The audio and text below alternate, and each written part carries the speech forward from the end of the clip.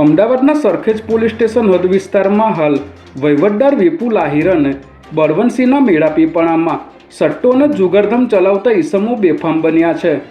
અમારા સૂત્રોથી પ્રાપ્ત માહિતી અનુસાર સરખેજ પોલીસ સ્ટેશન હદ વિસ્તારમાં હાલ જનપત હોટલના ખાંચામાં ઇરફાન અને ટેટીવાલા સ્વીટની બાજુમાં લાલો નામના ઈસમો દ્વારા છેલ્લા ઘણા સમયથી ખુલ્લેઆમ સટ્ટાનો ગેરકાયદે ધંધો ચલાવવામાં આવી રહ્યો છે।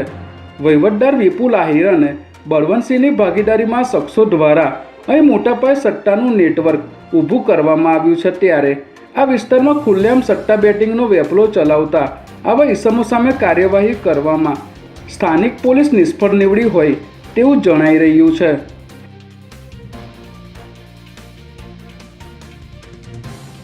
શું આ ઝોનની એલસીબી સ્ક્વોડ કે ક્રાઇમ બ્રાન્ચ ઇરફાન અને લાલા દ્વારા અહીં મોટા પાયે ચલાવવામાં આવી રહેલા સટ્ટા અને જુગારના અડ્ડાઓથી અજાણ છે કે પછી પોલીસ દ્વારા આંખ આડા કાન કરીને ભ્રષ્ટાચાર આચરવામાં આવી રહ્યો છે તેવા અનેક સવાલો ઊભા થઈ રહ્યા છે।